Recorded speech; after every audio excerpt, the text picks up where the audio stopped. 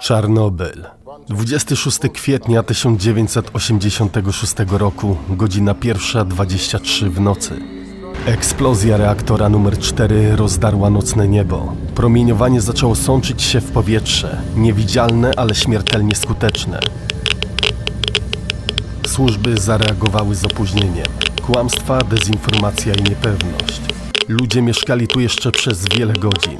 Spacerowali, rozmawiali, żyli, nie wiedząc, że ich dni w tym miejscu są policzone. A kiedy rozkaz w końcu zapadł, było już za późno. Po katastrofie utworzono strefę, nazywaną również zoną. Rozpoczęła się masowa ewakuacja. Dziesiątki tysięcy ludzi przesiedlono. Zmuszono do opuszczenia swoich domów, swoich rzeczy, swojego życia. Ale nie wszyscy się zgodzili. Niektórzy zostali. Inni wracali po nocy, po cichu, po ubrania, po zdjęcia, po wspomnienia. Po to, co zostało za drutem kolczastym. To byli pierwsi stalkerzy. Zwykli ludzie, którzy wbrew zakazom wkraczali do strefy. Szukali tego, co kiedyś należało do nich. Minęły lata. Świat zdążył o Czarnobylu niemal zapomnieć. Aż do roku 2006. Wtedy wydarzyło się coś, czego nikt się nie spodziewał. Drugi wybuch, druga katastrofa, ale tym razem to nie był tylko ludzki błąd. Zona, strefa wokół Czarnobyla zaczęła żyć własnym życiem. Oficjalne komunikaty były krótkie i suche. Ćwiczenia wojskowe, prace porządkowe, badania skażenia. Ale to, co widzieli ludzie mieszkający w okolicznych wioskach, mówiło coś zupełnie innego. Dookoła zony rozstawiano zasieki, betonowe zapory, wjazdy patrolowane przez wojsko z ciężkim sprzętem, czołgi, transportery opancerzone, posterunki co kilka kilometrów. Czasem wyglądało to bardziej jak front wojenny niż strefa skażenia. Miejscowi zaczęli mówić dziennikarzom o rzeczach, które nie pasowały do żadnej oficjalnej wersji. Kolumny wojskowych ciężarówek wjeżdżające w głąb zony po kilkanaście dziennie. Żołnierze w ciężkich, dziwnych skafandrach. Sprzęt, jakiego wcześniej nikt nie widział, ale problem był inny. Ci, którzy tam wchodzili, bardzo rzadko stamtąd wracali. Wojsko otoczyło zonę murem milczenia. Każda próba zbliżenia się kończyła się ostrzeżeniem albo strzałami. Ale im większa tajemnica, tym większa ciekawość. I właśnie wtedy do zony zaczęli ściągać oni, ludzie gotowi zaryzykować wszystko, nielegalni, uzbrojeni, przemykający bocznymi ścieżkami, szabrownicy, uciekinierzy i desperaci, czyli stalkerzy.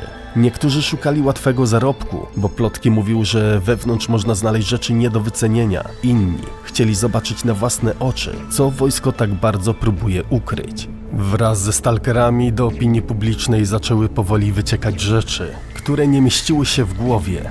Szczątkowe zdjęcia, rozmazane sylwetki, zdeformowane ciała, istoty, które wyglądały jak człowiek, ale na pewno nim nie były. Uchwycone w sekundę, w obiektywie starych aparatów, telefonów, kamer przemycanych z zony. Ktoś pokazywał dziwne ślady łap w błocie, ktoś inny kawałki ciała, jakby żywego mięsa, które poruszało się samo, a potem zdjęcia anomalii. Miejsc, w których czas płynął inaczej, przestrzeni zawieszonych w powietrzu, obiektów unoszących się nad ziemię i zniszczonego, militarnego sprzętu. Pojawiły się pytania, czy to są skutki promieniowania, czy to efekty jakichś eksperymentów, a może coś znacznie gorszego. Wojsko oczywiście milczało, ale ci, którzy byli w środku, stalkerzy, wiedzieli jedno. Zona nie działa według ludzkich zasad, nie podlega nauce, nie podlega logice. Z czasem zona rosła, rozlewała się powoli jak trucizna, nie tylko na mapie, ale i w ludzkich głowach. Coraz więcej ludzi próbowało tam wejść i coraz mniej wracało. Ale ci, którzy wracali, opowiadali rzeczy, których nie dało się wymyślić. O miejscach, gdzie kula zawisała w powietrzu, jakby czas stanął w miejscu. O stworzeniach zlepionych jakby z kilku zwierząt naraz. O dźwiękach, które nie dochodziły z żadnego gardła. Zona zaczęła przyciągać wszystko, co najgorsze i wszystko, co najbardziej zdeterminowane. Powstały pierwsze frakcje. Powinność. Zorganizowana, uzbrojona i zdyscyplinowana. Weterani, dezerterzy, byli wojskowi i samotnicy. Ich cel był jasny: zatrzymać ekspansję zony, zabezpieczyć jej granice i nie dopuścić, by to coś wyszło na zewnątrz. Wierzyli, że zona to zagrożenie, które trzeba kontrolować lub zniszczyć, jeśli trzeba. Nie dla zysku, dla przetrwania cywilizacji. W opozycji do nich wolność, totalna odwrotność. Młodzi, dzicy, wolnomyśliciele i idealiści szaleńcy twierdzili, że zona to nowa forma życia, że nie można jej ujarzmić, że trzeba ją zostawić w spokoju, pozwolić jej rosnąć. Ubrani w lekkie pancerze z karabinami na pasku, z uśmiechem na twarzy. Byli jak partyzanci, wolni, ale niebezpieczni. Najemnicy, ci nie mieli idei, liczyły się tylko zlecenia. Działać cicho, skutecznie, bez pytań. Nie wiesz, dla kogo pracują. Może dla naukowców, może dla korporacji, a może dla kogoś spoza granic tego świata. Bandyci, szumowiny, przestępcy, mordercy. Wykorzystali chaos i brak prawa. Dla nich zona to nie tajemnica. To źródło wpływów, to teren łowów, zasadzki, haracze, brutalność. A gdzieś pomiędzy nimi samotnicy, zwykli stalkerzy. Czasem niedoszli wojskowi, czasem byli naukowcy, a czasami zwykli ludzie, którzy nie mieli już nic, nie ufają nikomu, idą sami. Wiedzą, że zona nie lubi tłumu, że jeśli z kimś wejdziesz, możesz już nie wyjść.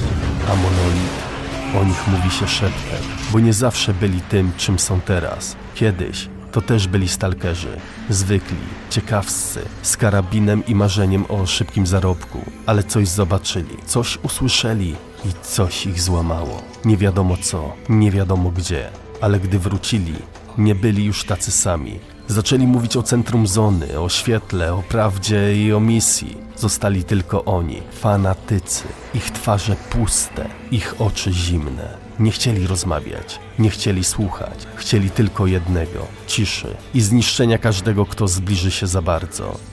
Dziś zona wciąż tam jest, odgrodzona, strzeżona, milcząca.